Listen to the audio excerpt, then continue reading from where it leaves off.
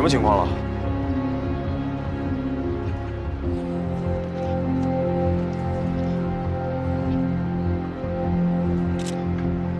这石江有一段时间了，凌晨发的案，可见伤，就这一处，开放性戳刺伤，应该是穿透了心包。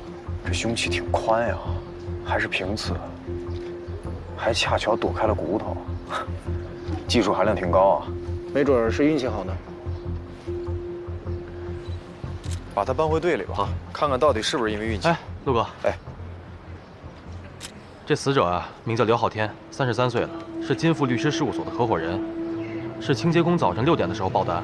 根据妻子王平的介绍呢，我们推测，很可能是凌晨3点多的时候，穿过这条小道遇害的。他住这附近啊？啊，他不住这儿，他住前面的银浩小区。是这样的，陆哥，刘昊天昨天晚上给家里打个电话，说是有应酬，晚些回去。妻子凌晨3点多的时候给他打电话，刘昊天说正在回去的路上，后来电话就中断了。我们推测啊，这个时间很可能是死者遇害的时间。凶器呢？现场目前没有发现疑似凶器的物品。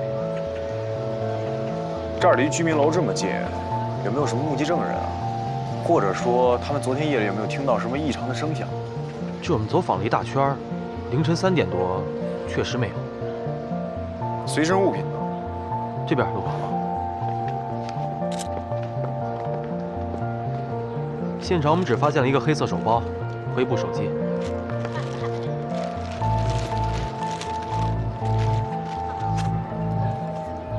财物都在？都在。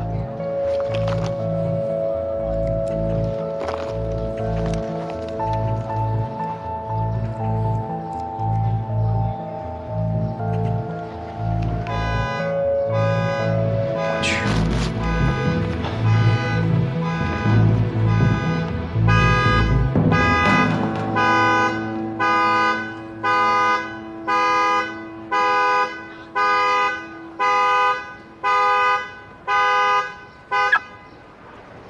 折腾什么呀？锁了车又走，想憋死我呀？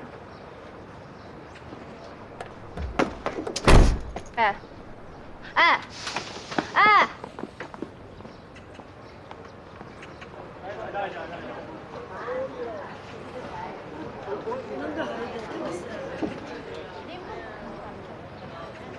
打电话查一下被害人名下这2辆车的车牌号。技术队已经在查了。好。怎么了？不会这么巧吧？我去！陆哥啊，这把车停在这儿，这个距离是距银浩小区最近的路。抓紧时间让技术队查一下。好。陆哥，哎，刚来消息了，查了一下，被害人名下只有1辆车，是辆奥迪。奥迪？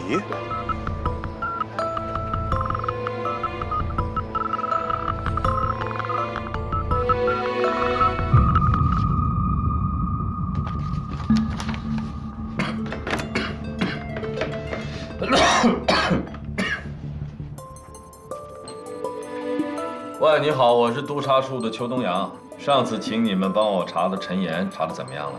抱歉，该做的我们都做了，目前还是没有线索。都查过了。这个陈岩呢，非常的狡猾，以我们现有的资料呢和对方留下的痕迹，很难在短时间内确定他的具体位置。那最迟得要多长时间能查到他？这个很难说。不过您放心，一有消息我马上通知您。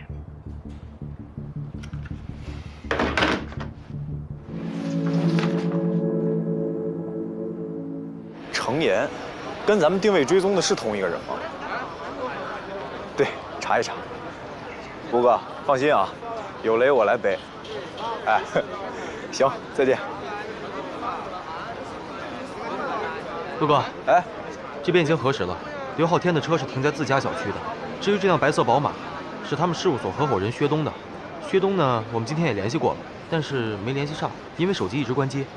继续查，你留在这儿负责收队，找一个人跟我去家属家里面做个笔录。直接把他们家属传到队里不就行了吗？反正法医这边还得进行正式认尸呢。受害人的身份已经确认了，好多流程可以往后搁一搁。现在他们心里头不好受，咱们去家里头照顾一下。行。哦，还有，这是一条生活道路，尽快解除封锁，拍照一定要细，不能有任何遗漏。行，放心。你去忙吧。来。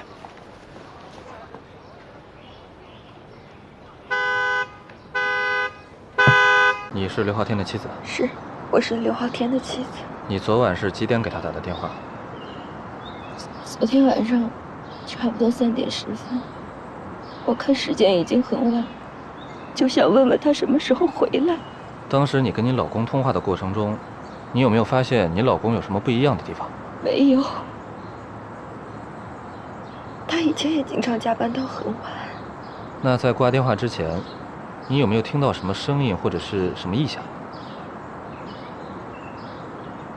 挂电话之前，我听到有人叫薛东。薛东？薛东什么？没有了，就只有一个名字。昨天晚上他开回来那车就是这个薛东的，他们2个又是合伙人。这个人你认识吗？我认识，以前吃饭的时候见过几面。他们俩是大学同学，大学毕业以后就在一起干，已经很多年了。他们2个一起开了这个事务所，那处的怎么样啊？应该挺好的吧？什么叫应该挺好的吧？我不止一次听昊天说，他说，如果东子不做律师，也许会是个好人。哎，小王，哎，这个薛东一直联系不上呢。不过他事务所的其他人已经传到队里去了。家里呢？家里没人。电话打了？打了，都关机。刘律师和薛律师为人都挺好的，刘律师为人比较保守，薛律师就……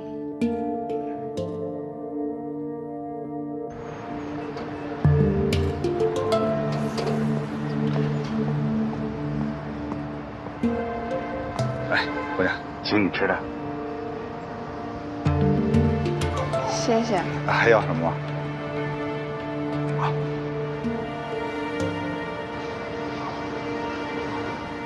老薛这个人呀，心路宽，该吃吃，该喝喝，该玩玩，不像老刘，活的呀那叫个伟去，每天呀2点一线，从单位到家里。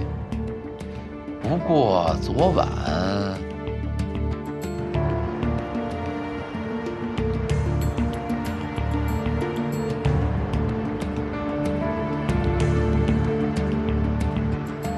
昨天晚上，薛律师和刘律师是一块儿去的会所陪客户，是我帮他们订的房。刘律师呢，从来不喝酒，他去的话，应该是帮薛律师把车给开回来。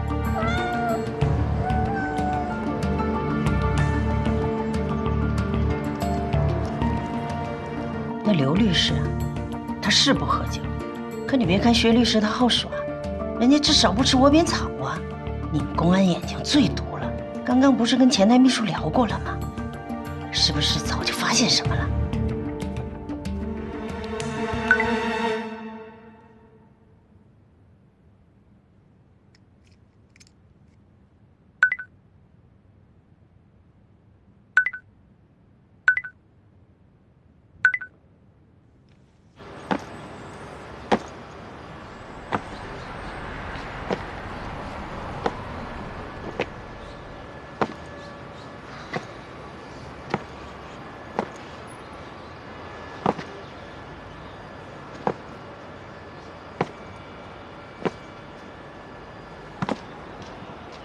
小陆，哎，吴哥，怎么了？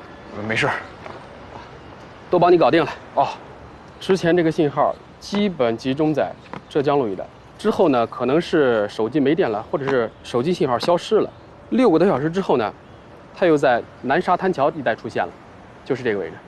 长风支队之前查封的那个剧毒窝点，是不是就在这附近啊？好像是。啊。在这之后呢，这个信号呢，基本就处于移动状态。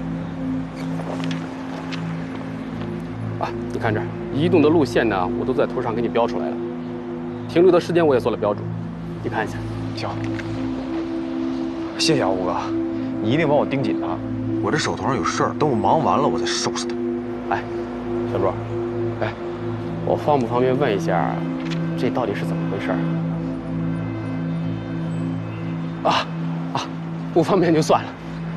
倒也没什么方便不方便的，就是这个家伙呀，一直在给秦队打电话，电话的内容呢，还带有一些要挟和威胁的成分。我不知道这个事儿到底跟这有什么关系啊，但是我感觉啊，跟龙华路的案子有关系。早知道水这么深，我就不问了。行，那就这样。行，谢谢啊，吴哥。哎，小事。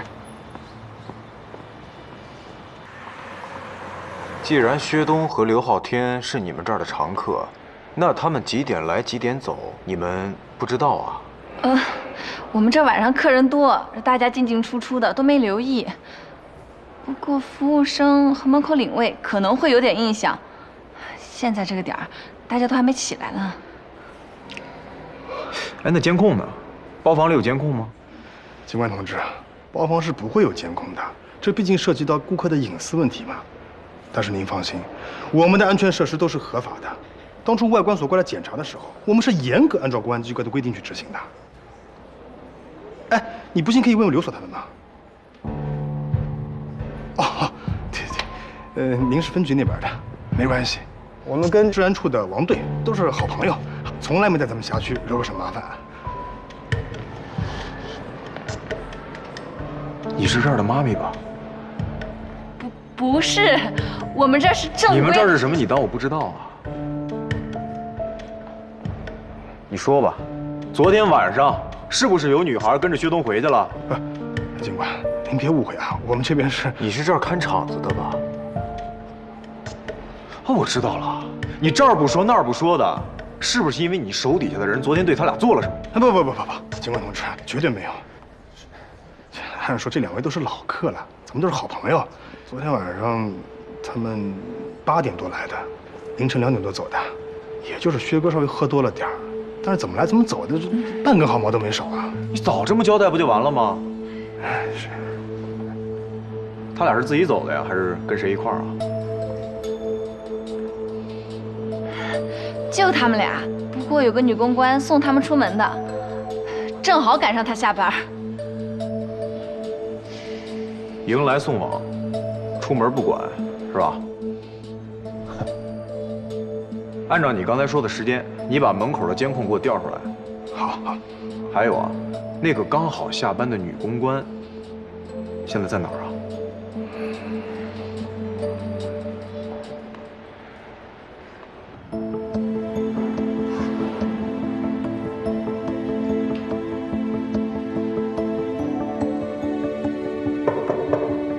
谁呀？警察。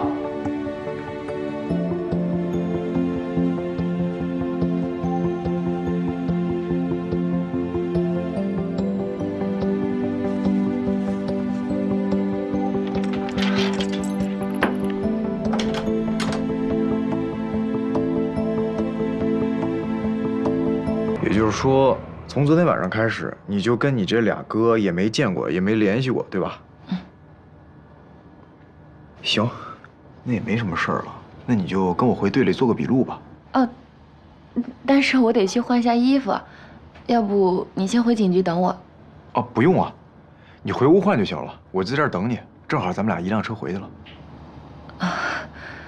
行吧，那辛苦警官了。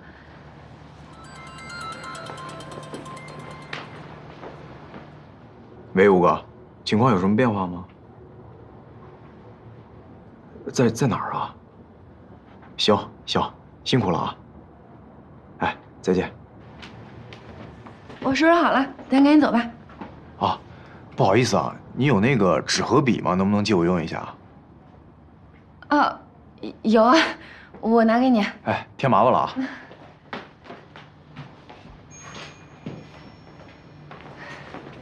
给。好，谢谢。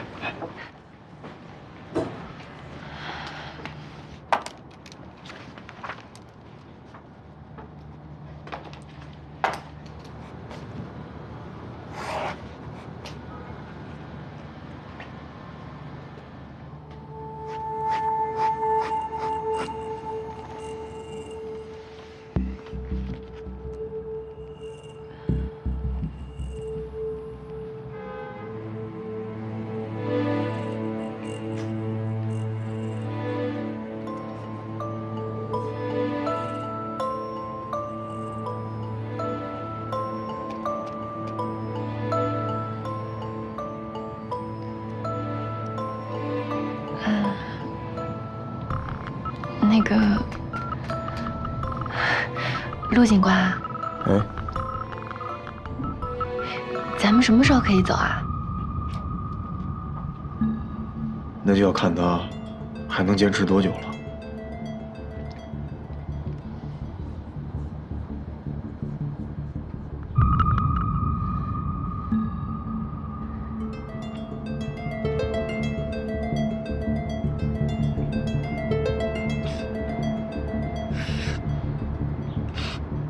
薛律师，今天给你安排的菜都比较清淡，不过主菜三文鱼可是从英国空运，下午刚到的，还为你特别搭配了闪光熏鱼子酱，不常有，您尝尝。再有就是马来西亚的黑叉烧，按照您的要求，我们的厨师特别定制，降低了甜度，请您慢用。谢谢。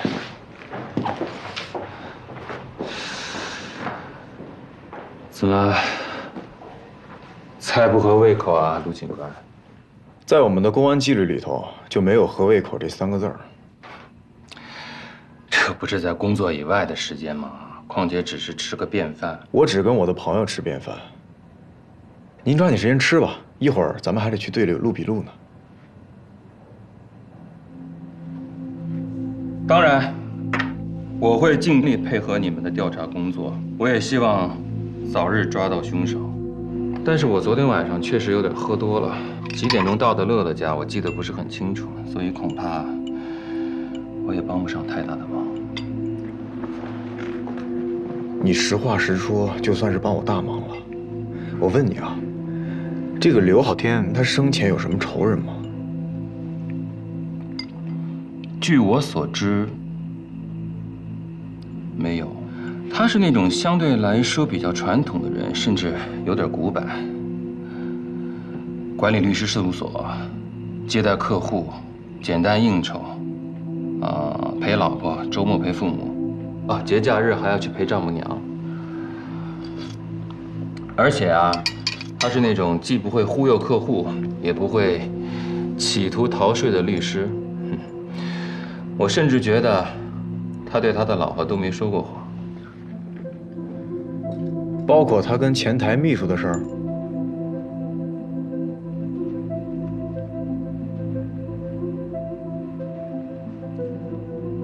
人无完人，小陆警官。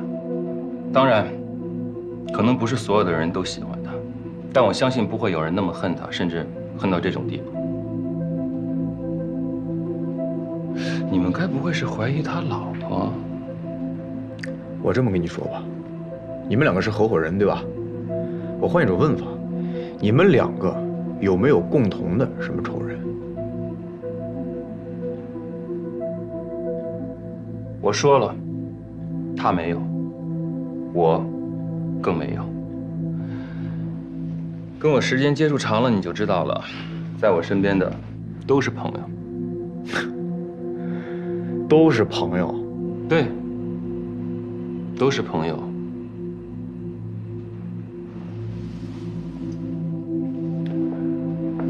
包括您。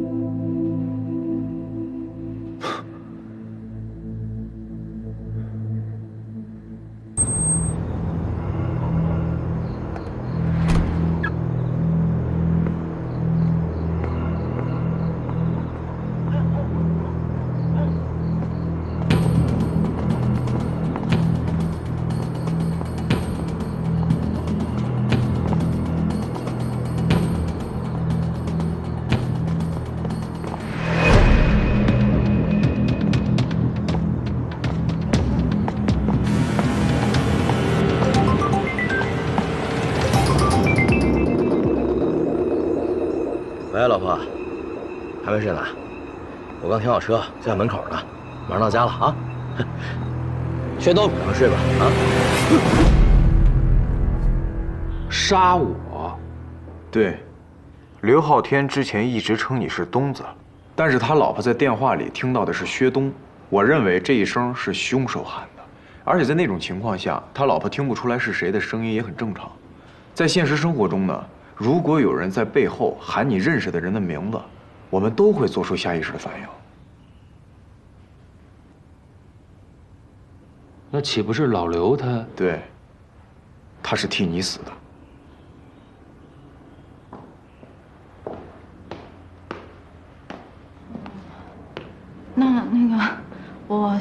错吧？薛律师，你挺忙啊。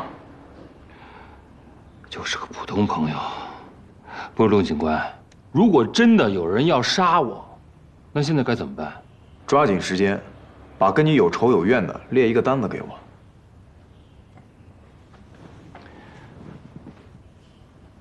先不说我没什么有仇有怨的，就算是有，是不是我随便说出个名字，谁就是你们的嫌疑对象？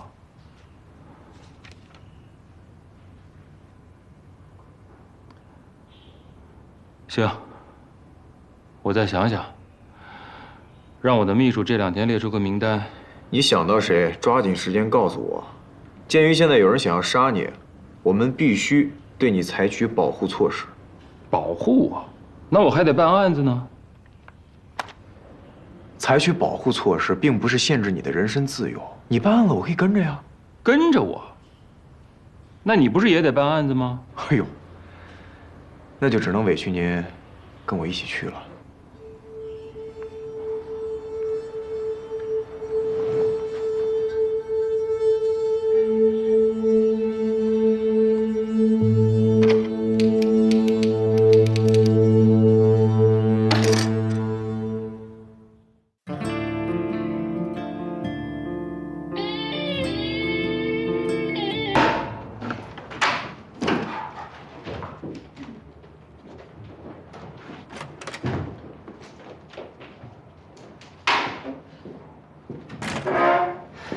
薛律师，你真是能把死人说活了。这么个简单的案子，都快被你抬上天价了。我的当事人并不贪心，既然不能答应他的要求，换算成货币补偿的话，这个数额也算合理。你当事人的要求太昂贵了。不，你当事人的时间太昂贵了。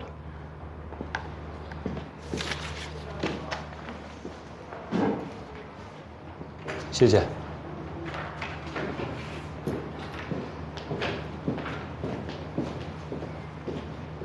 这个父亲是想让他的孩子尽赡养义务，可是你却给他们要了很多的钱，这两者还是有本质区别的吧？看你怎么理解，赡养行为本身就是要有成本的。现在这个社会，照顾老人的吃、喝、住、行、看病、请保姆，甚至将来住养老院、起护工，哪样不需要花钱？律师是现实主义者。诉讼行为本身也是要看结果的。他的2个儿女早年移民国外，让他们回来照顾和看护不现实，让老人去国外他不会适应，所以最好的办法就是用高额的补偿，一次性的承担老人余生所需要的全部费用。我不敢说这个结果是皆大欢喜，但绝对是目前情况之下最好的选择。这100多万，就是你所谓的最佳选择。准确说是180万。以及如果我的当事人活过80岁，每年递增25万赡养费，有什么问题吗？没什么问题，挺好的。我就觉得这俩孩子，让你在法庭上讹走了180万，他们恐怕这辈子都不想再回国了吧？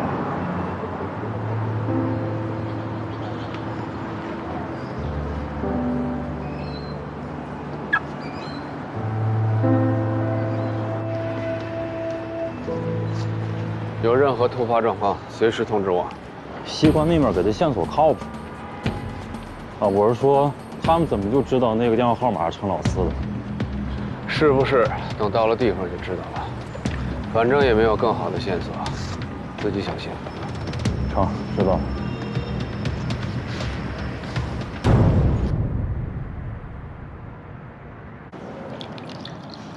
来，行了。这么跟你说吧，想遇上一个好人不难，你想遇上一个好律师，他其实也不难。但是你想让一个好律师他又是个好人，哎呦，那可就难了。我很幸运，东子就是这样的人。我听说你们俩是发小。从小学3年级到现在20多年了。这么说吧，你几乎找不到一个比他更聪明的朋友，或者说是比他更仗义的一个律师。你像我，搞拆迁的。这我天天就是官司缠身啊，幸亏有人家东子啊，不然的话我根本不可能坐在这里跟您聊天啊。我经常啊在家里面，我就庆幸，哎呀，我庆幸东子不是坐在我对面的这个代理律师。那按照你的说法，他应该也不会跟什么人结仇，是吧？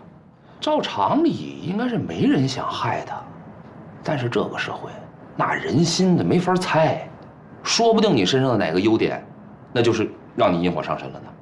我可不单单说啊，你有钱，咱比如说，你长得帅，这个你有涵养，有风度，哪怕是说你单纯的善良，真的我没跟你开玩笑。这现在真的不知道为什么那么多人就看不得别人好呢？瞧我这记性，金陵置业的裁定书我一直放在车上，你的那份放在包里，给我拿出来。法院已经发公告了，该强制执行的时候，你们除了配合还是配合啊，应该过2天就没事了。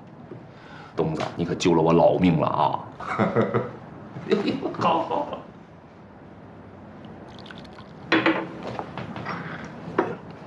他那个，不是跟你说了吗？不急，等你有钱的时候。哦，等于薛大律师刚刚帮你打赢了一场官司，是吧？是啊，哎呦，您可不知道那些钉子户啊！你只要跟他谈正事儿，马上往地上一躺，说心脏病犯了，让你赔钱。这我们到最后没办法了，只能走法律程序啊！要不是东子帮我摆平这几个人，那开发商那就告我违约了，我倾家荡产我都赔不起。你可别这么说，我就是照章办事儿，输赢那是你的造化。行了，你的正事呢，我也陪你办了，接下来该你跟着我去办案了。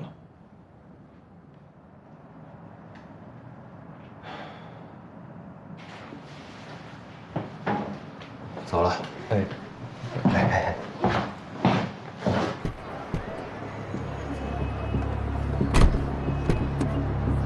秋初，我知道你们不会让我直接参与这次行动的，但能不能告诉我你们行动的计划是什么？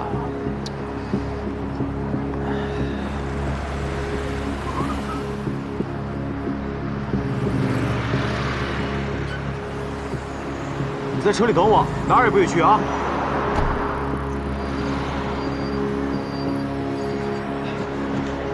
哎，小陆，小大哥，我那个车上有一个特别重要的证人，你能不能给我派2个人保护一下呀？那你俩去一下。你就这么空着身子来了，也不带个家伙？哎，说计划吧。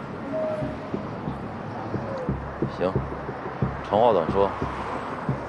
和你们技术队交接以后，我们一直监控这个手机信号。今天中午开始，这个信号源一直停留在南边那条街的批发市场里。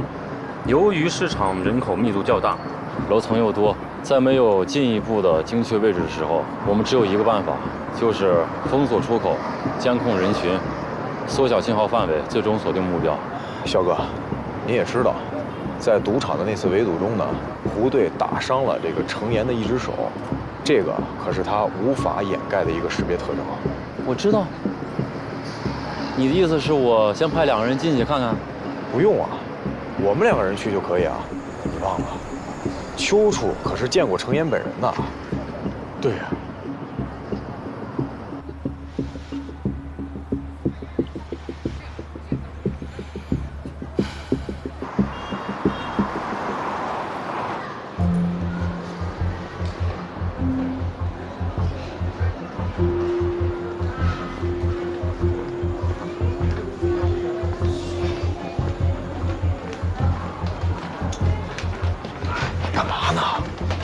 你走这么快，浑身上下都写着“我是警察”4个字儿。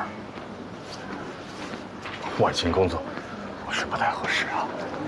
你得真看真摸，你看我多自然呀，就像是来逛街的。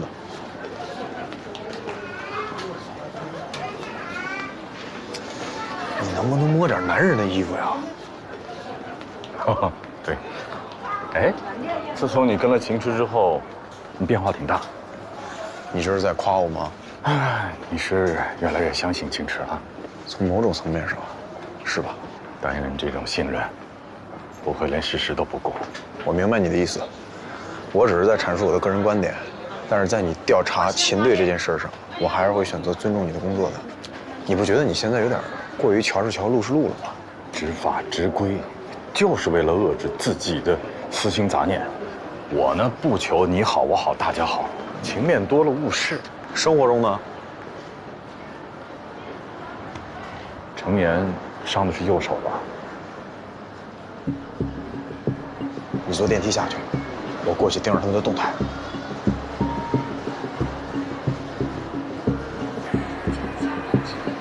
小刘，小队，这是市场的保卫经理啊，请配合我们工作，随时等我们通知，然后关门，好吧？好，知道了。6塔组留下，其他人跟我走。是。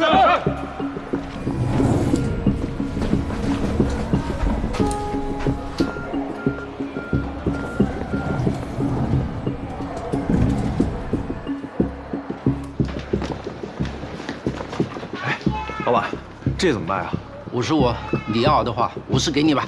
跟我来说，那个您有烟吗？我这个烟瘾犯了，1根就行。行，你等会儿啊。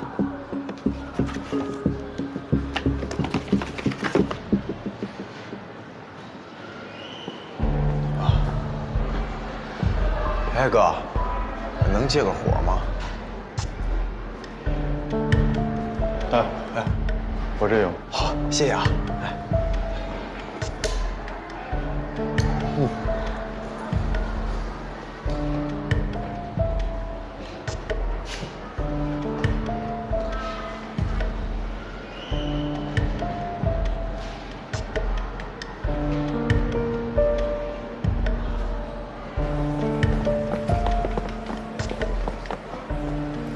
你们组去2楼楼梯间，把出口封死。你们几个跟我走，从3楼往下兜。等我们一动，6组从1楼往上迎。都精神点，务必把网给我收死。是。四哥，还是您来好使啊！这几家的账都收齐了。哥，咱可以走了吧？走。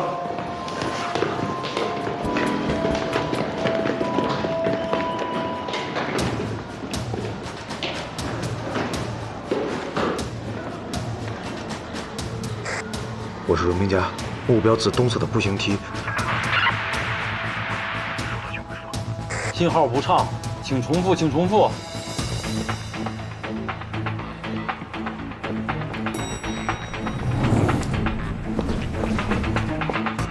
哎呀！报告，门口还没有发现目标。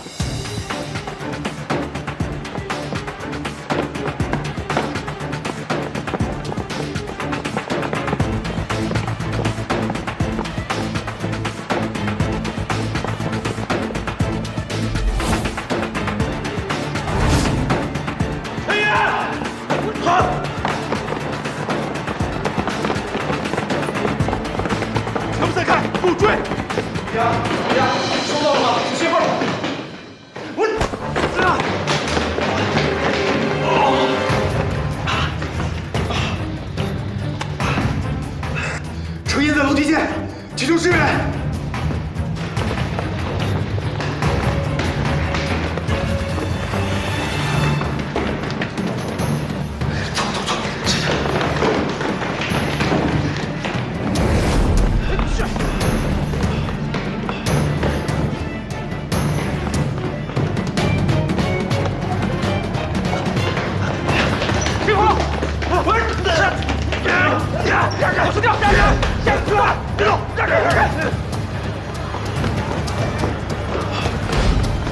别跑！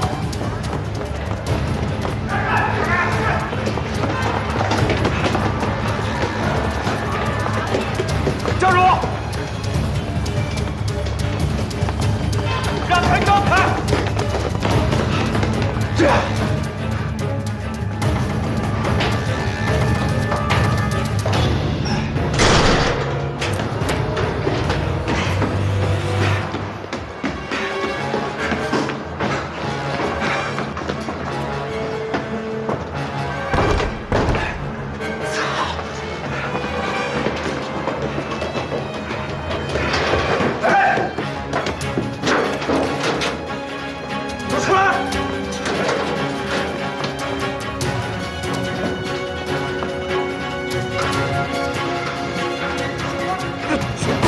是刘洪家，程岩从过街天桥跳下去了。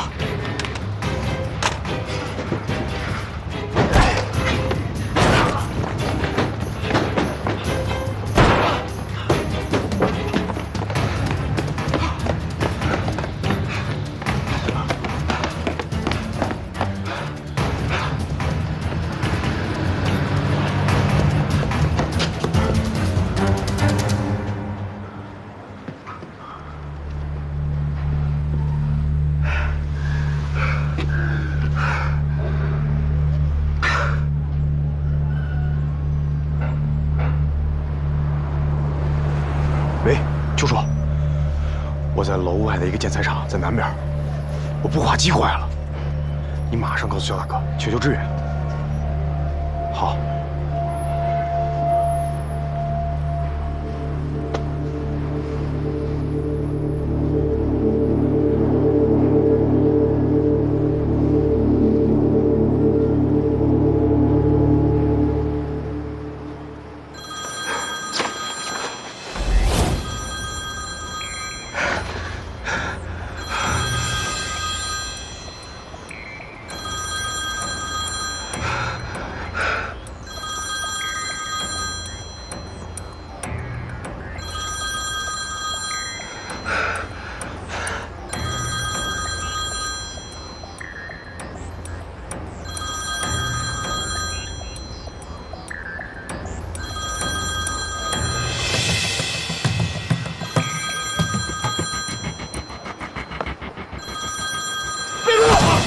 别动！放下！放下！放下！我劝你还是别开枪，动静那么大，把所有人都引过来了。我他妈要走不了，我就先让你走，听见没有？别动！别动！你是西管支队的？挺了解情况啊。秦队有事儿，有些事让我来替他。他妈跟秦池说，赶紧把枪序列号给我。 再跟我耍滑头，我把录音交给你们纪委，听见没有？手伤的那么严重，我怎么怀疑他给你什么，你都会交给纪委呢？他妈这废话，我打死你信不信啊？别动啊！别动！你怎么一动？抓回去！我打死你信不信？抓回去！他妈，抓回去！哎呦，程岩，你个开赌场的胆子够大的呀！拿把没有扳机的枪，你就想打死我呀？啊！哎哥，四哥，四哥没事吧？走！哎，这啊！车，有车呀，有车。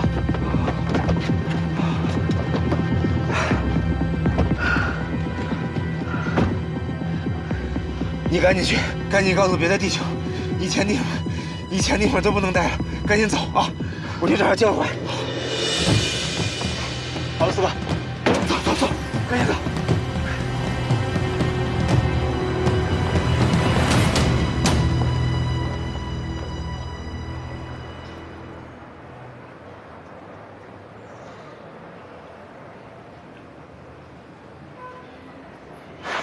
啊！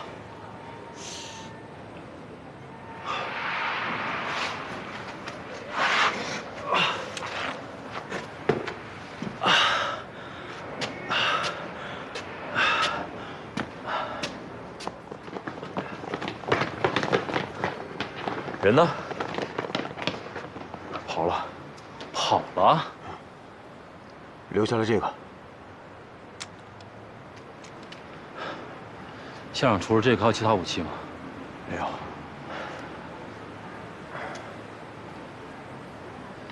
各行动组，听技术队指挥，根据手机信号定位进行围捕。10分钟之内必须把人给我拿下。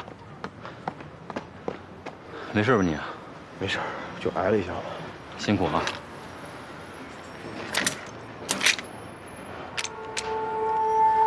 这是陈岩手上的。啊。等等吧。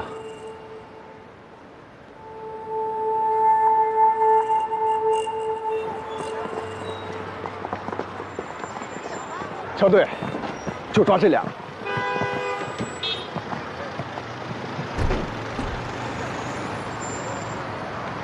那孙子把手机放在副驾驶座底下了，不过无所谓，用不了多长时间。他这俩手下指定把程岩的位置供出来。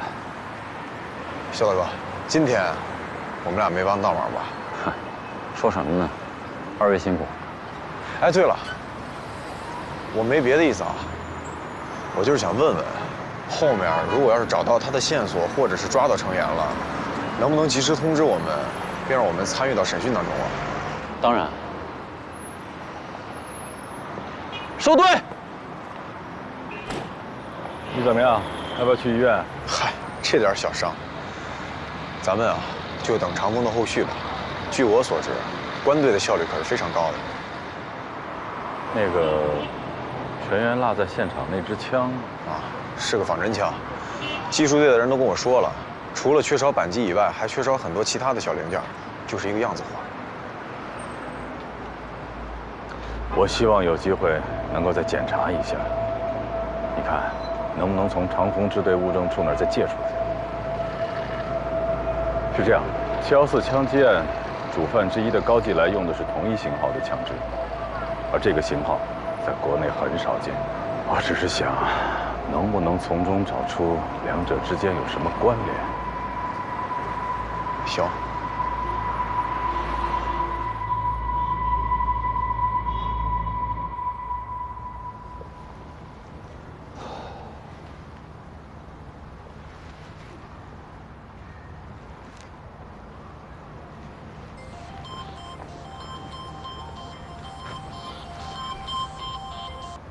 老周，我不是跟你回了微信说我过不去了吗？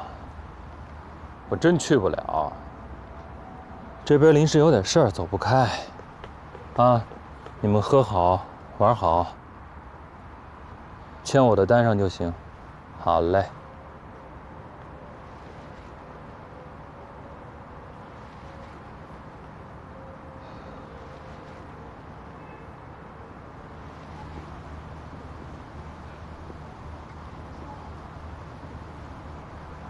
这狗是你养的？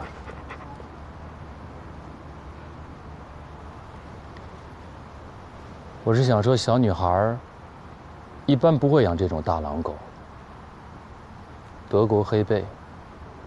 啊？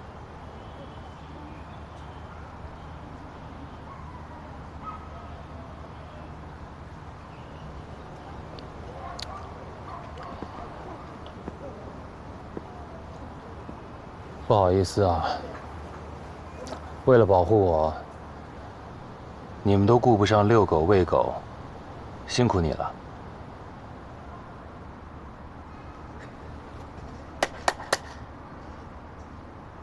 薛律师，您也别给我扯别的了啊，抓紧时间把嫌疑人的名单确定下来给我。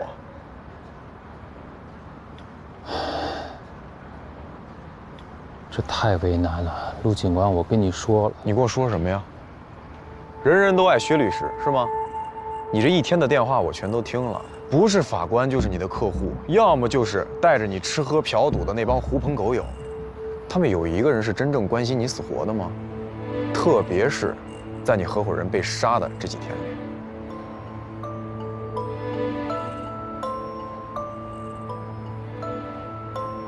我们这个行业，别跟我说什么行业不行业的。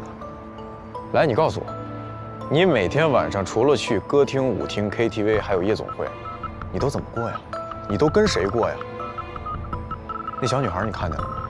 最起码人家还有条狗惦记，你呢？连条狗都没有。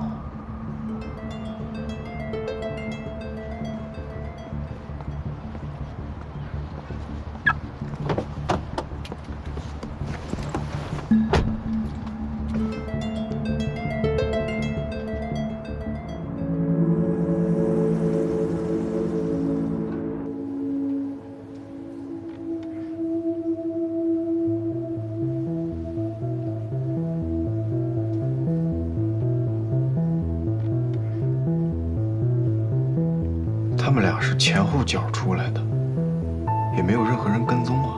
至少在这监控视频里没发现。这样，你把从这个点到刘昊天停车的那个位置的路线给我规划出来，然后查看沿途所有的监控。最短的路线？不光是最短路线，还有红绿灯最少的路线。因为晚上的路况比较好，人也少，有些人宁可绕远，也不愿意多等那几个红绿灯。我们确定被害人就是被跟踪了吗？刘昊天在自家的小区有固定停车位，因为他开的是薛东的车，所以临时把车停到了银号胡同。如果凶手不是一直跟踪他的话，案发地点不可能在这儿。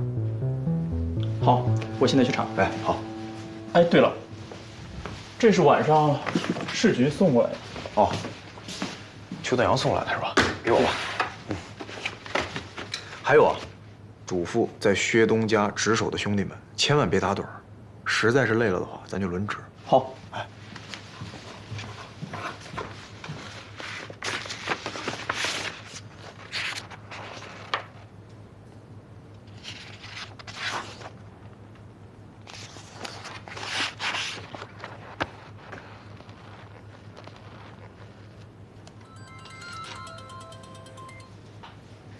哎，怎么了？我这忙着呢。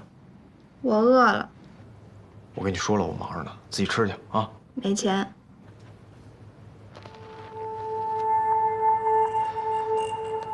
你听说过一个叫高继来的人吗？没听过。我饿了。没得吃。哎呀，这样吧，啊，打个车过来，我在支队呢。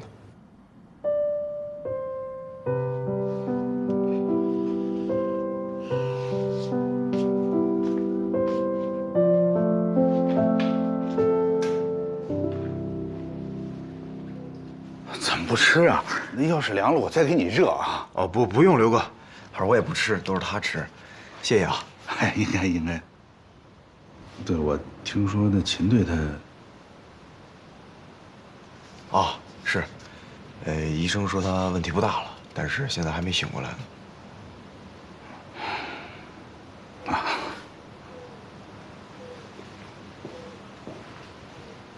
不喜欢他。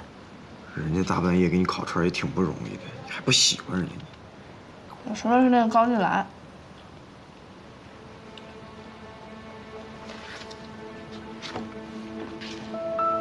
你见过他呀？见过2次，都是跟我哥吃饭的时候。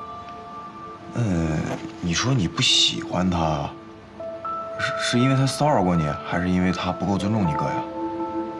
都没有。他这个人吧，话不多，脸上也很少有表情，只有第一次见面的时候，听到我哥介绍我是谁的时候，他似乎显得很高兴。不是，我捋一捋啊，他显得很高兴，那也就是说，如果他显得不高兴的话，你就不反感他了，对吧？我不是这个意思。哎，我也不知道该怎么说。不是你怎么想的，怎么说不就完了吗？就是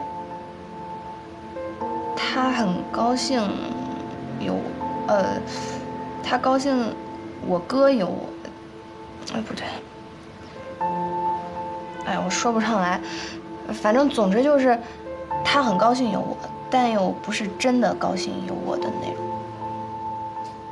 哦，陆哥，他妈还搁这吃呢，真不怕胖啊你？你这么晚回来，你也不怕你爸揍你啊？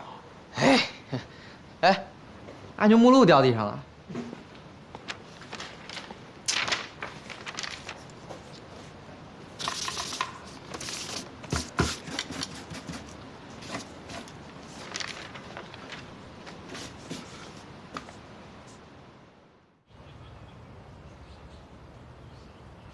小罗，哎，九儿，哦，谢谢。给我子弹，弄个弹夹，来，我来吧。好。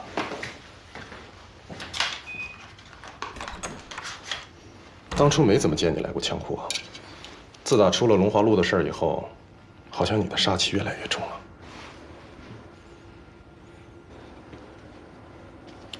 我之前也来过枪库啊，那不一样。哪儿不一样了？兄弟，我当警察10年了，在枪库8年，绝大部分来这儿领枪的，就跟咱们年底到后勤那儿领鸡蛋和橄榄油的没什么区别。有枪支使用规范镇着，实际上开枪的次数有限得很。你不是，你打算用它？我是打算防身的。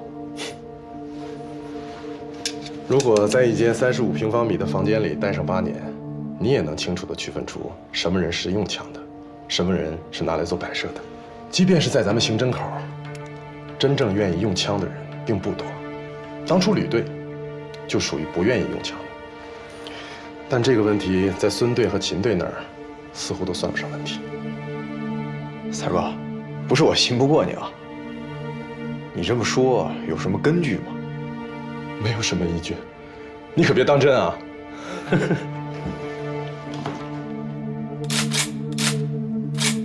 好了，我分别压了13发。虽然说92呢没怎么出现过卡膛的毛病，但是保险起见，还是不中阿满的好。谢谢。那个，我多问2句啊。以您的经验来看，胡队呢？您觉得他属于爱用枪的那一类吗？当然，他随时都带着家伙。上个礼拜还在这儿领了枪，可是到现在还没还。不过我觉得，凭他那个狠劲儿，有枪没枪区别不大。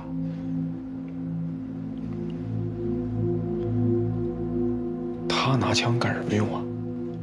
我哪知道啊？人家是领导，难不成人家给我打个报告告诉我他怎么用枪啊？是。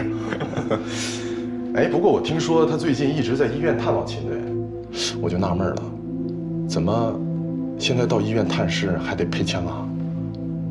行，辛苦了，才哥。哎，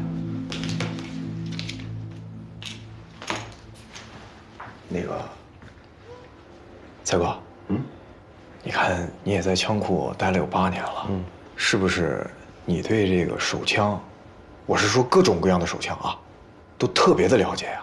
我就是喜欢枪，为了能一辈子摆弄这个玩意儿，我才当的警察。你别说是手枪，就是步枪，只要不是太偏门的，我都了解。专业，没准啊，我过2天还得来拜访您。没问题，我先撤了，走吧。哎，拜拜。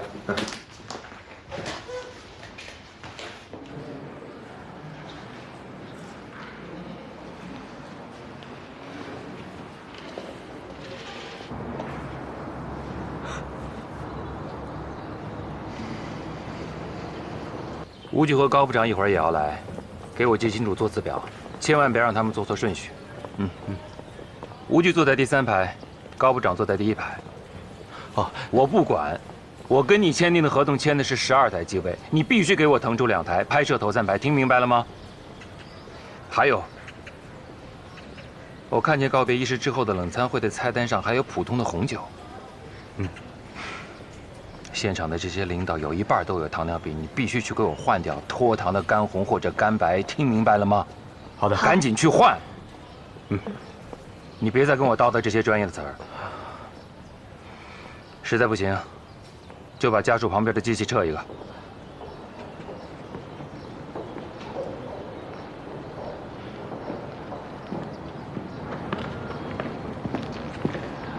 不好意思啊，陆警官，招待不周。一会儿安排你坐第2排怎么样？因为第1排不用操心了。今天啊，我必须全程跟着你，你去哪儿我坐哪儿就行。其实就是个告别仪式，不用这么紧张吧？我也觉得，就是一个告别仪式，你搞那么大排场干嘛呀？我告诉你啊，里边人越多，情况就越复杂，控制起来就越麻烦。真要是有什么突发状况，就你那几个安保根本就顾不上你。不是我发牢骚，陆警官，其实我现在都不知道我到底是在受保护还是被羁押了。对你来说呀，区别不大。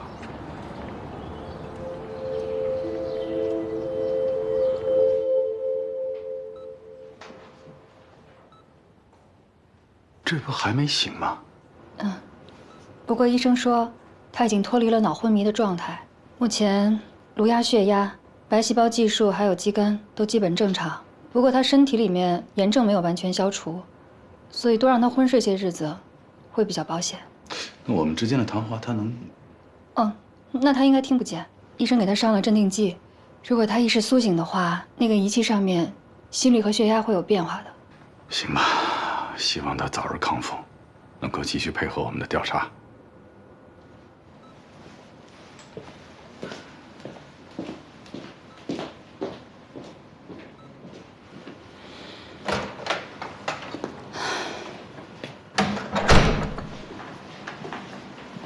邱处长，又来了。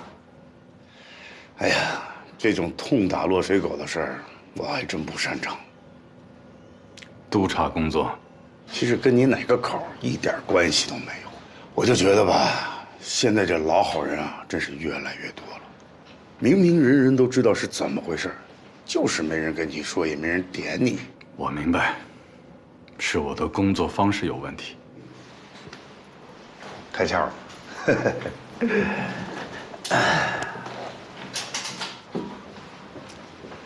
啊，我怎么听说，胡队你是整天在这医院里待着，把整个西关支队都交给了陆局的儿子，这我就搞不明白了。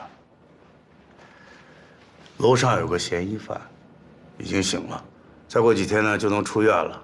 我要确保第一时间把他押回去审讯。审讯？你？刚夸你开窍。得嘞，走了。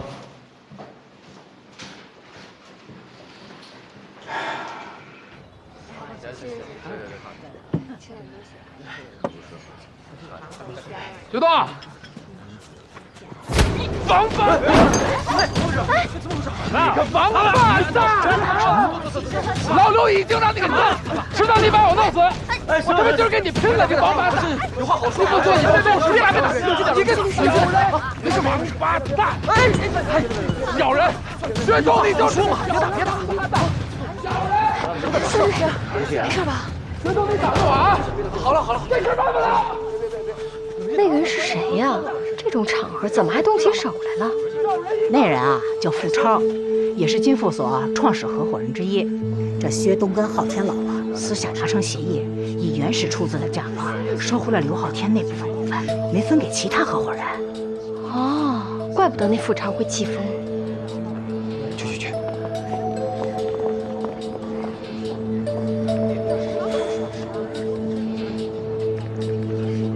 你不打算报警啊？就是朋友喝多了，不好意思啊，让你见笑了。朋友，这也算朋友啊？我算是明白你为什么自称所有人都是你朋友了。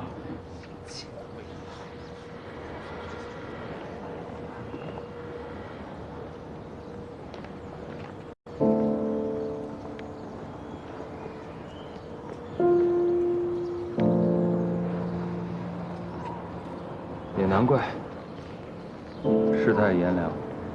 你知道吗？干我们这一行，往往会结交到很多朋友，但同时也会树立很多的敌人。而这两者的数量几乎是差不多的。是啊，而且我发现这两者的身份还有可能互相转换呢。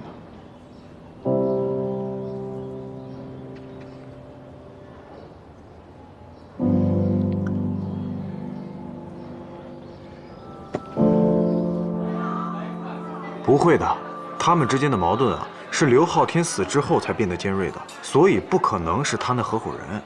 对，虽然说这个薛东啊没有供出任何犯罪嫌疑人，但是依我看，恨他的人不少，一定嘱咐在他家楼下蹲守的探员多加小心。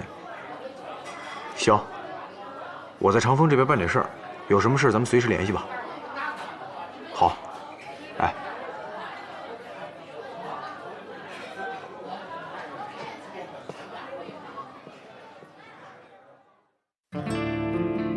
就当赔礼了呗。抓溜放，你还有理了？这小家伙有意思。肖大哥，这次啊，多亏了你给弟弟面子，我以茶代酒。都是秦队兄弟，好说。哎，咱一块儿吧。哎，来，谢谢小兄弟。哎。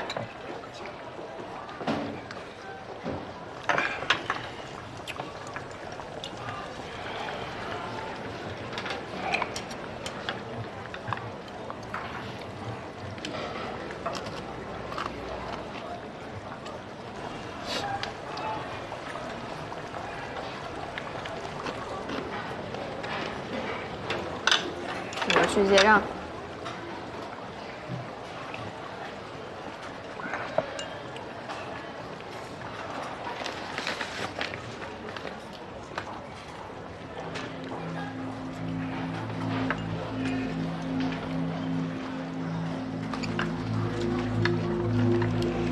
肖大哥，你放心，保证完璧归赵。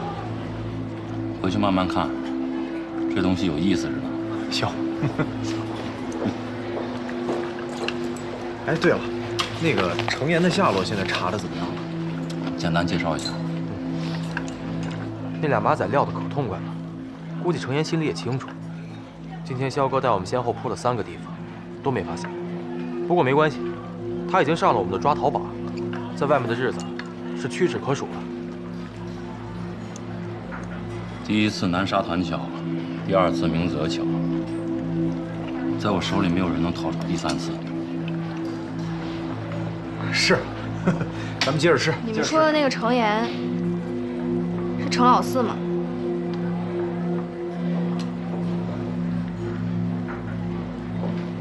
我也许能找人问问看。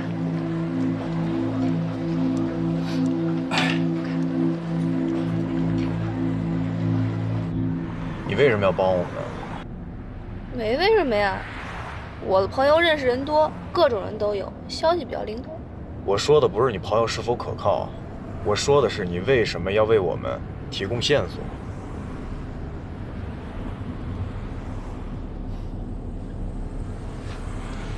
我哥的事儿，这程岩一定搞了什么鬼，才会害死我哥，也害死了你们的人。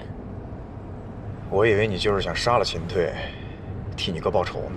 其实我根本不知道到底是不是他开枪杀了我哥，就算是，那我也要搞清楚，到底是谁把我哥推到枪口前面。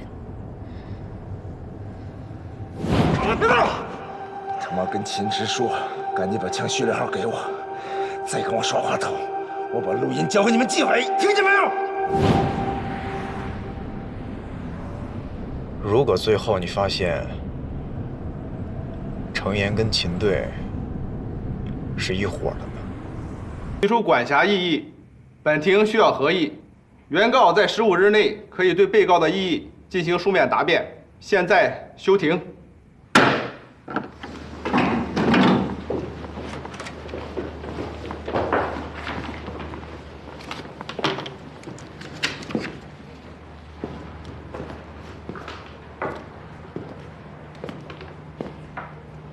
不好意思。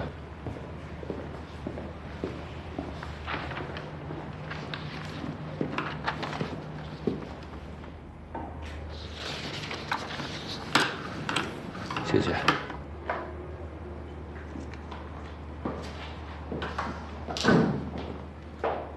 薛道律师，这案子怎么说呀？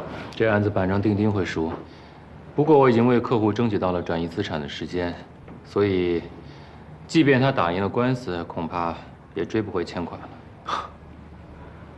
我算是知道，为什么有人要追杀你了。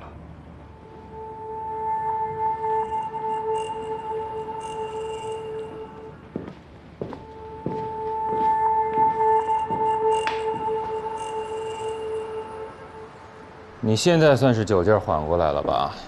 自家兄弟喝高了，闹离析，这很正常，玩笑开过了嘛。哎，幸好你没给我打破相啊，破相了我可饶不了你。行了，没事了啊，这事儿都过去了。哎呀，幸好你这个大人物不跟我一般计较。这儿，哎呀，好兄弟，来。保重，你也是。好。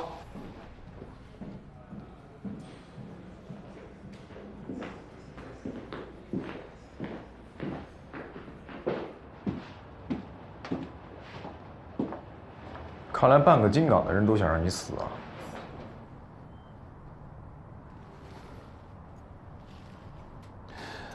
陆警官让我提供潜在的嫌疑对象，从逻辑角度上来讲，除非这些是跟我有大冤大仇的人，或者是想从我的死亡当中获取利益的人，但我真的很难提供，因为我赢的案子越多，这种情况就越常见。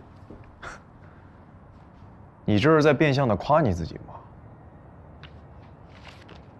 你只需要提供身边跟你关系最亲近的几个人就好了，再有就是有动机的嫌疑人。怎么讲？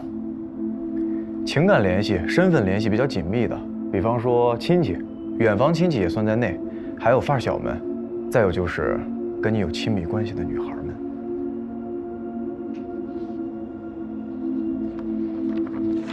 不可能，这不符合逻辑。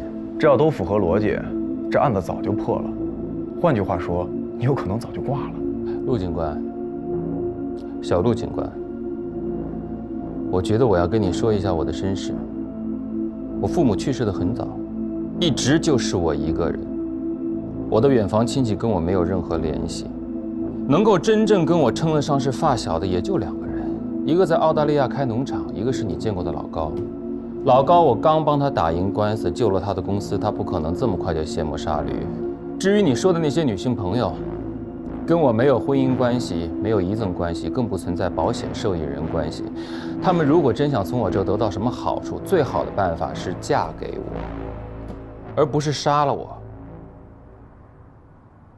这样，我帮你梳理一下你的推理逻辑。第一，凶手要杀的是我，不是老刘。第二，凶手是雇凶杀人。第三，雇凶杀人是因为凶手在生活当中和我有过交集，然后才是凶手可能是我身边当中最亲密的人其中的一个人。但是这些所有的前提是建立在你有确凿证据的前提之下。可现在这些所有的都是你的猜测，你没有任何证据可以去支持，所以你的这种办案方式是值得商榷的。薛大律师，怎么办案就不需要你来教我了。还有你那个澳大利亚的发小，把他的身份信息告诉我。再有就是，把近期所有跟你有暧昧关系的女孩名单列给我。对了，如果你死了，排在第一顺列位的是哪个或哪几个亲戚会来继承你的遗产，也告诉我，咱们挨个排查。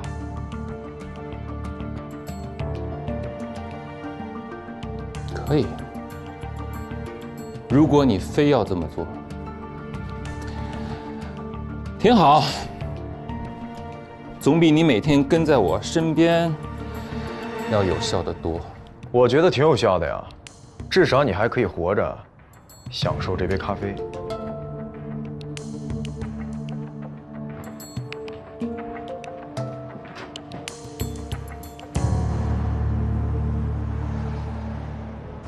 这怎么连张 CD 都没有啊？你是第一次坐他的车吗？听广播吧。那还不如我自己唱。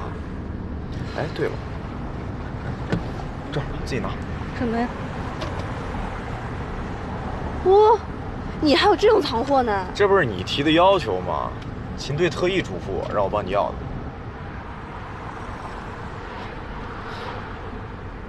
他还真记得。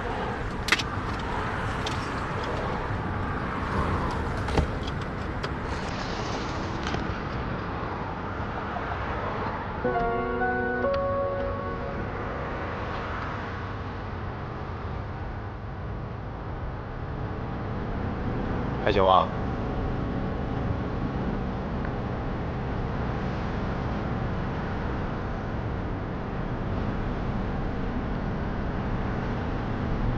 其实他挺好的。也许吧。他们不会是一伙的。什么？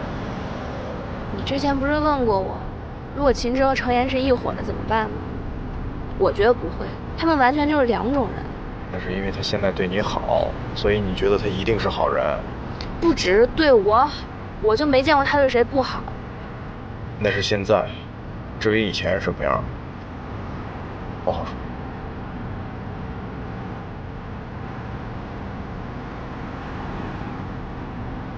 不会，一个坏人再失忆，也变不了多好。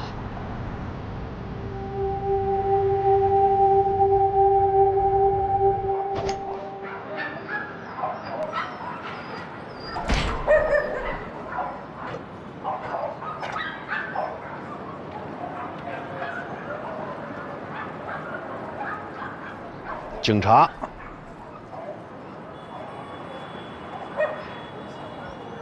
有道是官匪不同路啊。就凭我们自己找到程延农怎么样？你砍死他吗？啊！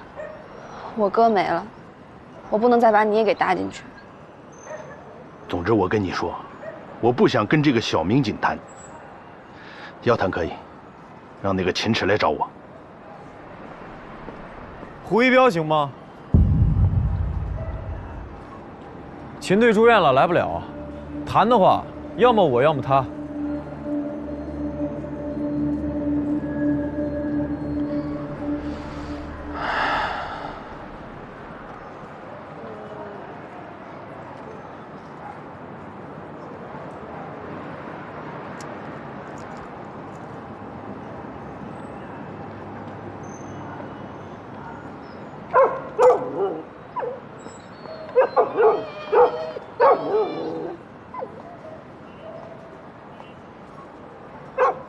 程岩你应该很熟悉吧？嗯，程老四。对，他涉及了龙华路的枪战，还试图杀害最后一个幸存者，也就是我们副支队长秦池。哦，程老四想杀秦池，你的意思是说，这事儿前前后后都是他搞的鬼？我的意思是说，在找到他这件事儿上，咱们俩是一致的。但是我跟你约法三章啊，你呢只负责找就行了，至于抓他和法办他，那是我们公安办的事儿，你懂我意思吗？哎，你们公安不都手眼通天吗？啊，你们抓不着了，我就能找到他。我个人认为，你以前能找到他一次，就能找到他第二次。不是，你没弄明白这意思。我是能找到他，但是我凭什么给你们公安做眼线啊？凭什么？凭胡队是我们队长，凭长风支队的萧闯。哦，对了，秦队也快醒了，你想跟谁谈，我都能帮你安排。但是别怪我没提醒你啊，这几个人里头，我可是最懂礼貌的。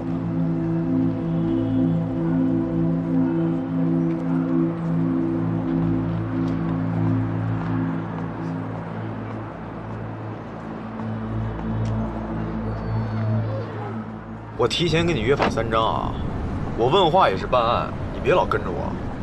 要人帮忙的时候礼貌周到，利用完就把人灌车里。你们警察都擅长翻脸不认人啊！你是小孩儿，小孩儿知道太多不安全，懂吗？我满18岁了。哎，对了，这个鹏鹏为什么这么怕胡一彪啊？我感觉我一提胡一彪的名字，他整个人都不对了。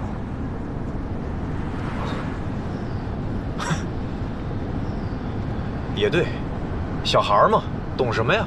那个胡一彪是当卧底的。卧底？啊？你怎么知道的？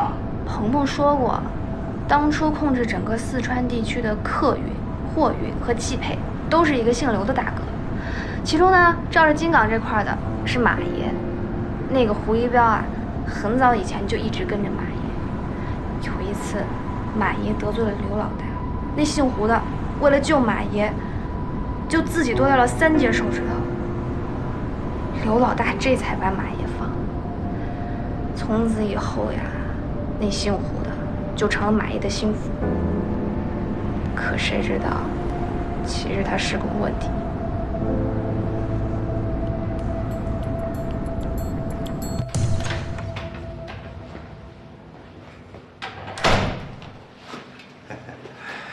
辛苦了。一会儿护士来了，你跟他讲一下，现在秦池右手有点浮肿，问问能不能换在左手打点滴。还有今天凌晨的时候，他的白细胞倒计数。这个太复杂的我来不了，还是你跟护士交代，我负责打饭啊，这样我还能多挑俩菜。你等等，饭卡。啊。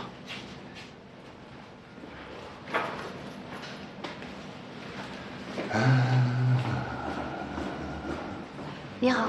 哎，你好。哎。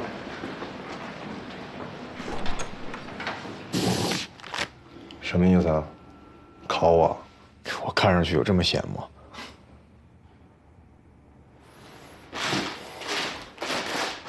仿 M92，握把贴片是定制的，看，扳机也掰了，这分量肯定没装弹夹。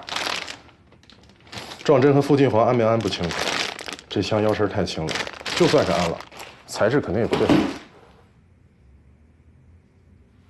来，蔡哥，让我来见识一下，你能多快把它给拆解了？保持联系啊，薛律师。好，慢走。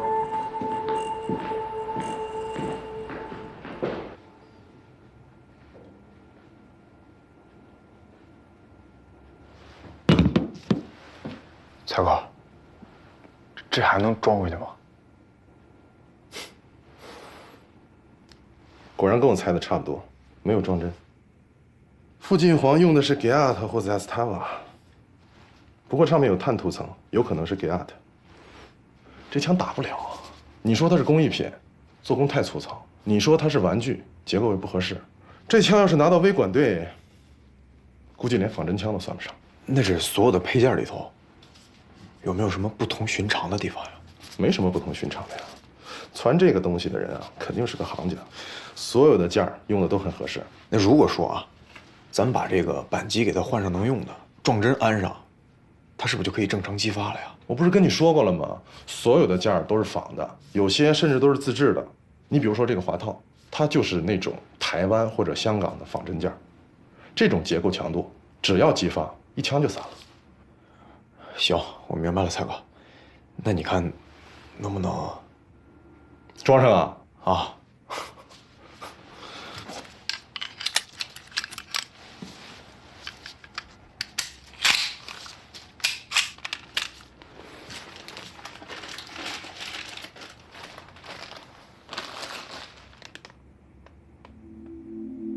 我跟秦池说，赶紧把枪序列号给我，再跟我耍滑头，我把录音交给你们纪委，听见没有？蔡哥，这个序列号被磨掉了，你说有没有一种可能哈？就是说，这个枪上的件儿是从某把真枪上替换过来的？绝对没有这种可能，全枪都是替换件，抹掉序列号纯属脱裤子放屁。你要说真有什么不同寻常，我就是挺奇怪，为什么会有这样一个行家去传这么个破烂玩意儿出来？就说，我得尽快还给常总。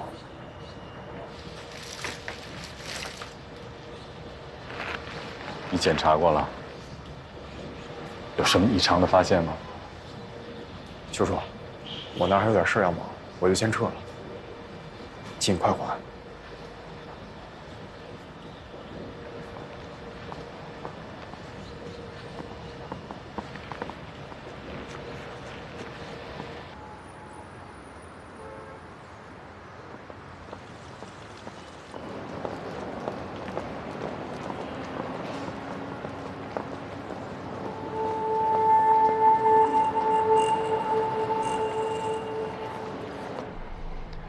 排在第1和第2顺列继承位的人确实已经不在了，现在呢就只剩下你那个表叔，他人在新加坡，连中文都不会讲，所以我觉得可能性不大，我就把他排除了。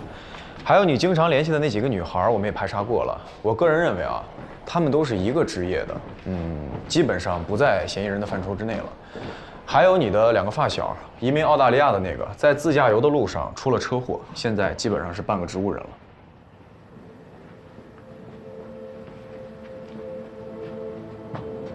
老唐成植物人了，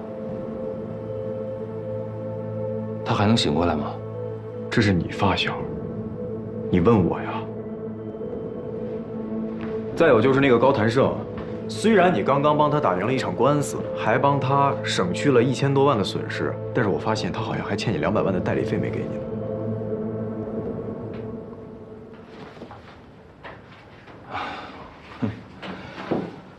我也没催着找他要啊。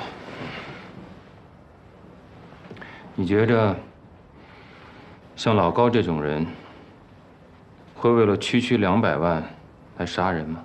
那如果抛开这些，就只剩下你给我列的那一堆名单了。那些人呢，大部分都是你的客户，有一些呢是对方的。但问题是，你这官司赢了，对方可能会有人恨你；你这官司要是输了，你的客户可能会恨你。你一共给了我400个案子，也就是说，现在有400个嫌疑人啊。去查呀！我相信你们总有办法来筛查的。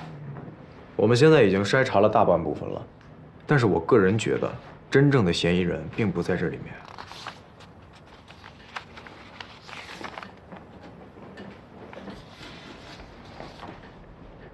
我问你啊，你是不是有什么事瞒着我呀？你跟我说实话啊，有没有赌博的习惯，或者说，是不是什么人的第三者呀？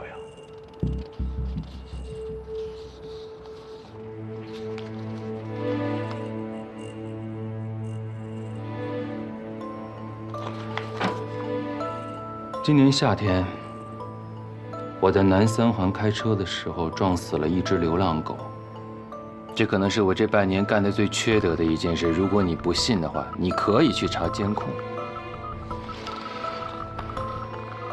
我是想帮你的。你这是在帮我什么？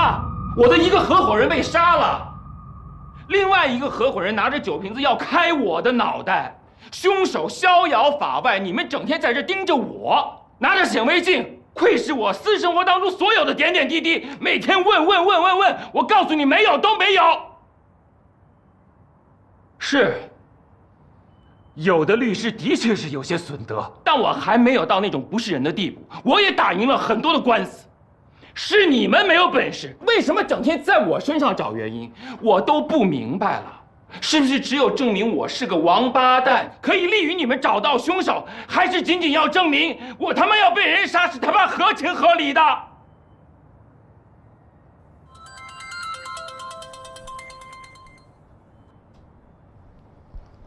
喂，我在出外勤呢。你怎么知道我在这儿啊？行。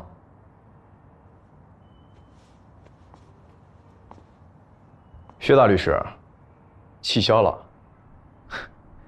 那就接着想想，是谁有可能杀你吧。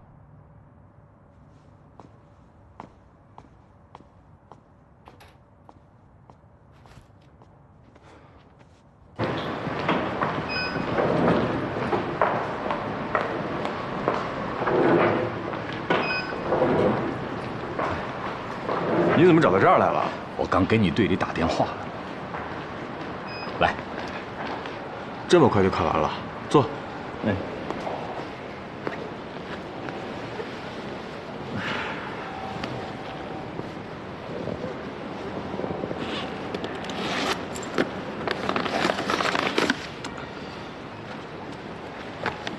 之前，秦池从总队物证那里拿到过高吉来在龙华路仓库用过的那一把 PT-92，也就是这个复制品的原型。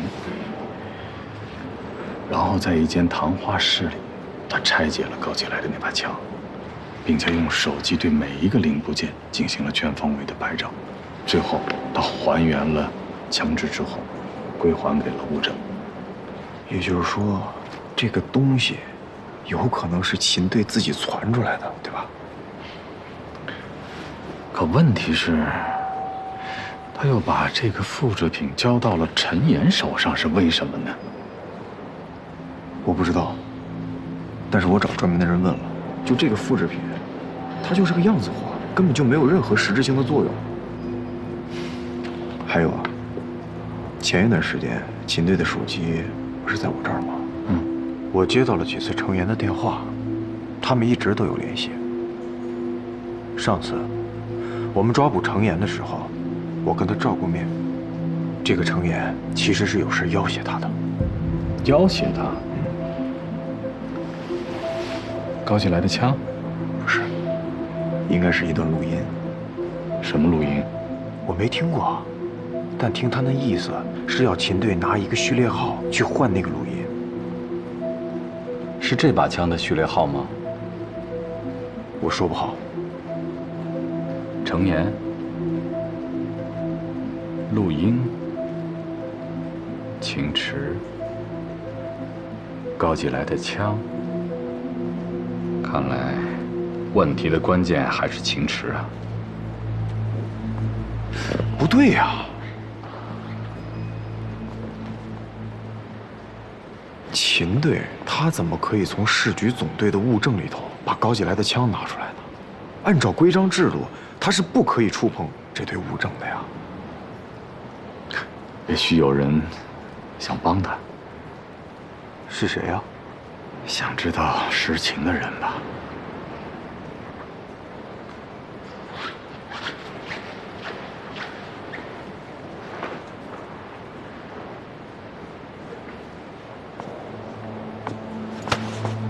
别挣了，再挣衣服都要戳破了。知道我是谁吗？你带着这么个东西上街，对你对别人都不太安全吧？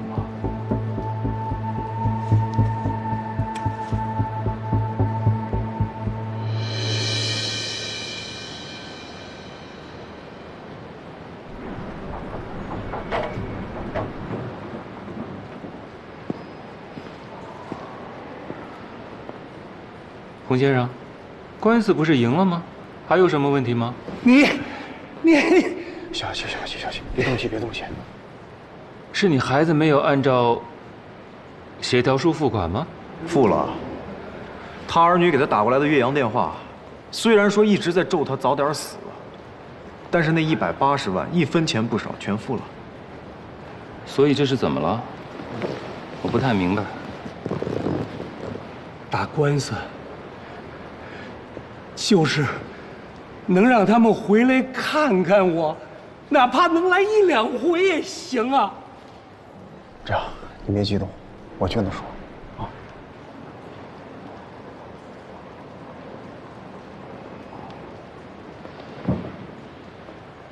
半年之前查出来肝癌晚期，现在的身体呢不太适合做手术，医生的意思是时日不多了。我儿子打电话过来骂我，说的什么死要钱是吧？行，就当提前给你烧纸钱了。我老伴儿已经不在了，你这么一闹，我除了孤独的等死，我还能有什么呀？啊，等等，洪先生，我要告诉你，我是在你给我的特别受理的范围之内，尽责地完成了我的本职工作，对吗？而且对方也已经付款了。所以说，无论从诉讼本身还是实际的结果，我的工作都是无可挑剔的。你凭什么觉得钱能代替？好了，不是你到底想要说什么？你想要干什么？想要干什么？我发现他的时候，他一个人坐在这儿，拿把刀。你说他想干什么呀？你先坐下啊，别生气。慢点啊。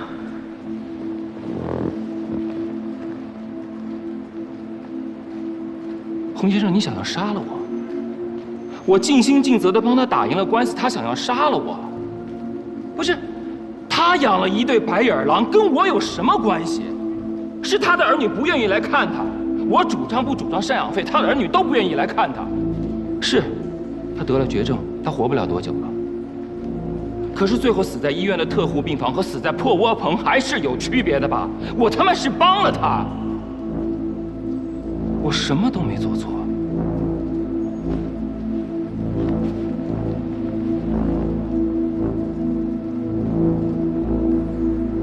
这几天辛苦你们了，任务结束了，你们先回去吧。哎，什么意思啊？不是说不是那老头干的吗？对啊，就以他那腿脚，走路都成问题。那你为什么把人给撤了？反正你也不喜欢我们公安人员跟着你，处处行动受限制。现在不挺好的吗？没人影响你到处约那些姑娘了。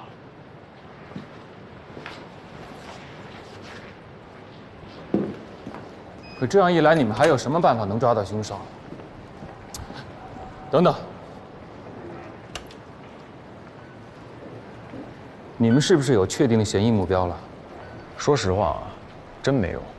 我们队里呢案子还有很多，人手也比较紧俏，不可能保护你一辈子。我不需要你们保护我一辈子呀，我只需要你们抓到凶手就行。你不会是因为一个老……你不会是觉得我这样的人是不需要保护的吧？你怎么不明白呢？你这个人，工作、生活、交际、价值观，所有的一切都无懈可击。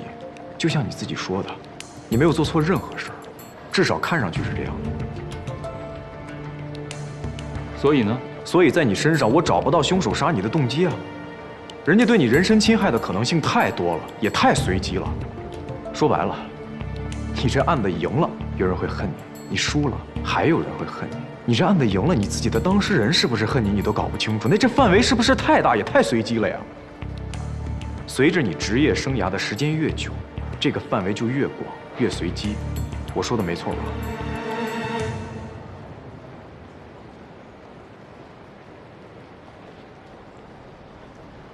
如果因为你们把人撤走导致我出现什么问题，你们就是渎职。那你想太多了。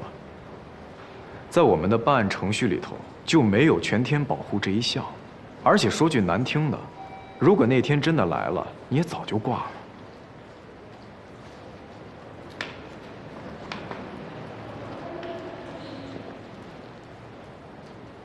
他怎么惹到你了？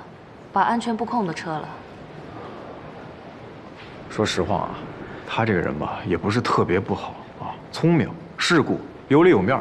你单从工作的角度来分析这个人呢，我觉得他是一个有责任心的好律师。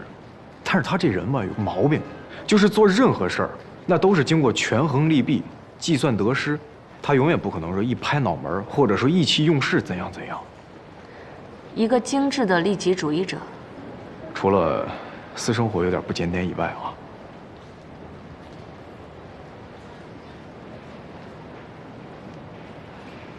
你希望我能为他做些什么？一个将死之人，还能替他做什么呢？我只是希望夏老师能帮他，在离开这个世界之前，感觉别那么孤单。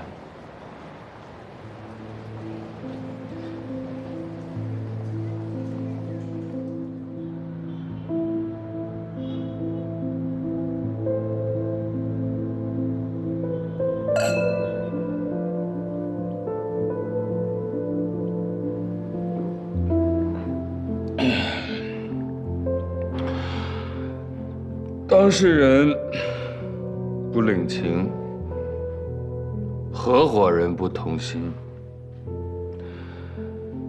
我跟你说啊，这个年头你就不能相信任何人。我不需要任何人的保护。我有一堆发小呢，老高、唐英。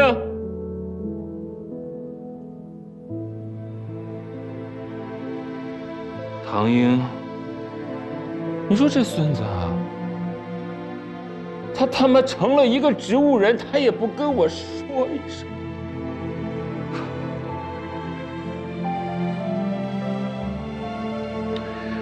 不说这些了，不说了，宝贝儿，宝贝儿，幸好还有你，啊，有你陪着我，来喝酒。哼，喝多了你。哎呀。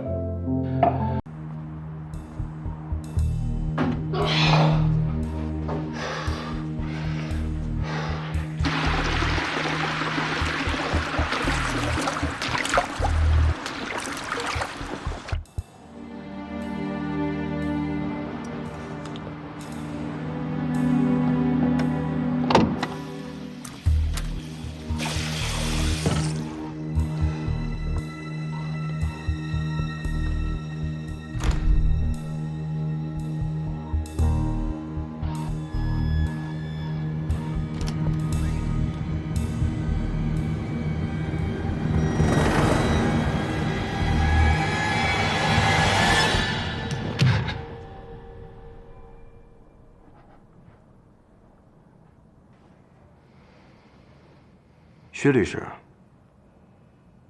您对我可真是一贯的坦诚相待啊。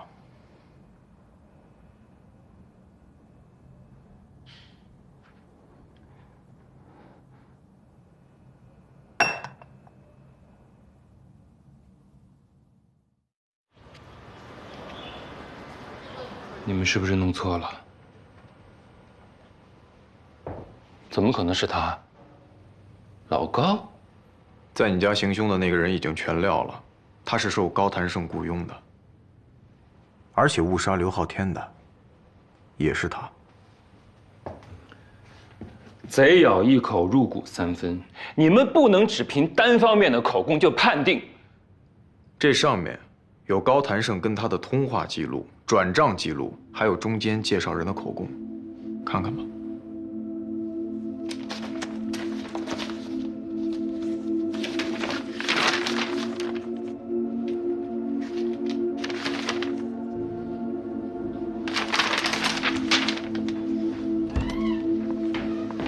陆哥，聊。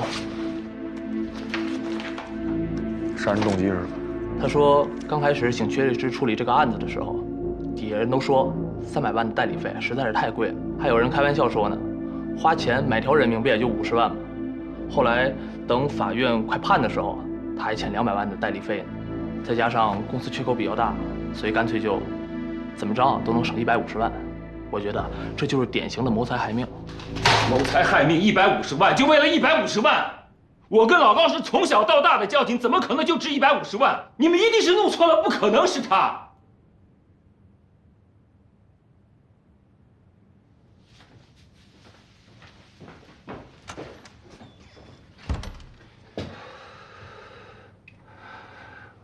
就算是他干的，也不可能是为了这俩糟钱。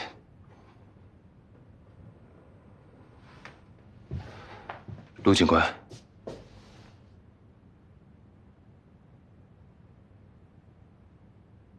我想见见他。真没想到你会来见我。事已至此，我没什么好说的。咱俩几乎算是穿着一条裤子长大的好兄弟。这些年，我交集的朋友很多，能够称得上是好朋友的就1、2个，而你，绝对是那一个。别在那儿假惺惺的了。我真的不明白你为什么要这么做。为什么为了100、200万要这么做？这不是一个大数目，我没催着你还，对吗？我不明白。你刚才说咱俩是好兄弟、好朋友是吧，薛大律师？你把我当你的真朋友吗？没错，这个事儿是为了钱，但不是因为钱。你还记得这个案子刚开始的时候，你来我办公室吗？我希望你们能快点。对呀，做生意时间是诚信嘛，对不对？啊，行行行，我回头再给你打电话啊。怎么样？厅里已经打过招呼了，案子肯定能解决，下周就能出裁定。这个事情关系到我们公司存亡啊！哎，这4个人如果不解决的话，那后面拆迁户都跟上来了，我都得赔，我倾家荡产也赔不起呀。一帮刁民，有什么解决不了的？有我在，放心吧。嗯，东子，我就说，只要你出马，没有摆不平的事儿。我跟你商量个事儿啊，说，最近吧，我们公司这个资金缺口有点大，代理费这方面能不能给优惠优惠？那可不行，咱得按规矩办啊。等你有了再给我。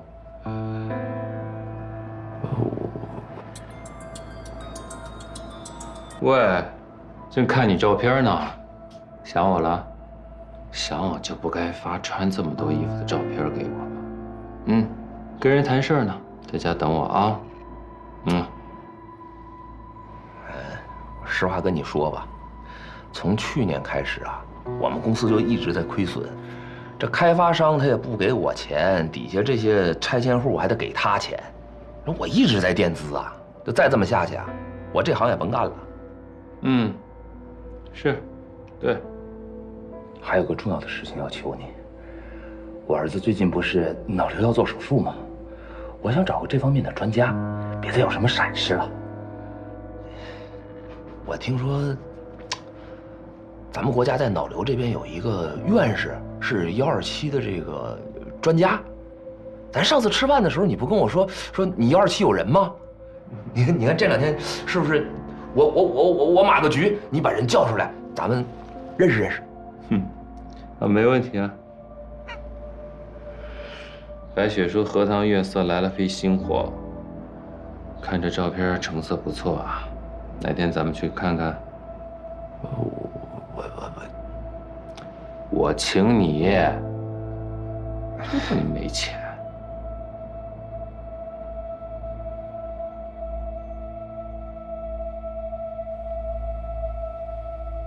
就因为当时我在看手机，你觉得我没有尊重你？你这种人啊，这辈子都想不明白。你可以在上车之前给女士开门，因为那样你显得绅士；你在吃饭的中间提前出去买单，因为那样你显得大方；甚至是你告诉我，我可以暂缓给你律师费，因为那样你很仗义。这么多年，你做的这一切都像是一场秀，你拿着这些装扮着自己，好让自己变成你想让我们看到的那个样子。尽管我们所有人都知道你那是装的，因为在你心里从来就没有瞧得起任何人。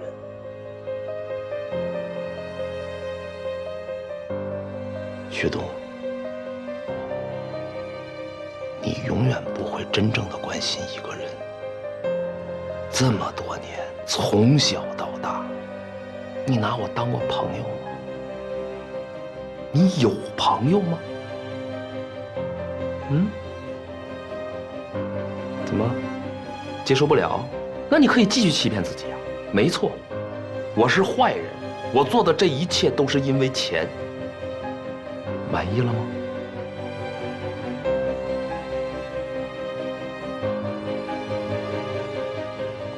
好，你说的都对，我是没有人情味儿，我不配有朋友，我是个混蛋。可你不是这种人啊，你不会为了1、200万去干出这样的事情。以我对你的了解，你不是这种人呢。你还不知道吗？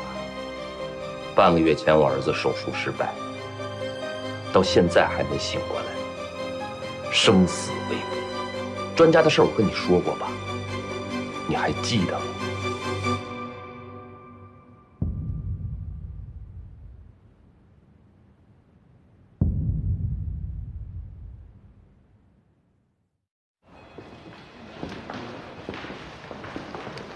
不用送了，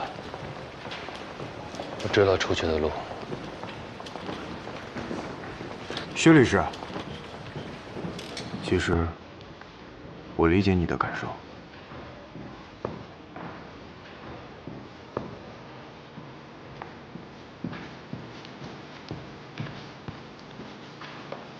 对，我只是没有朋友。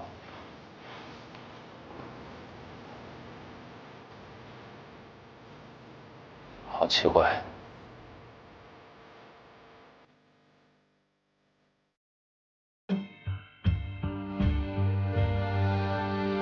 跟我时间接触长了，你就知道了，在我身边的都是朋友。你知道吗？干我们这行，往往会结交到很多朋友，但同时也会树立很多的敌人，而这两者的数量几乎是差不多的。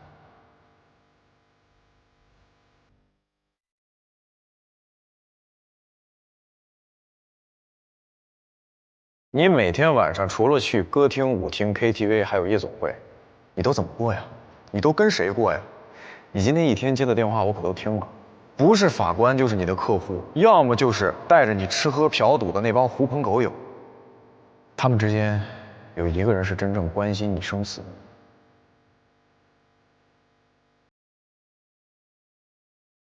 那小女孩你看见了吗？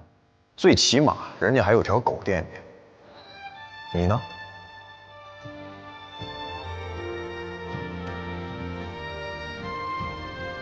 你这种人啊，这辈子都想不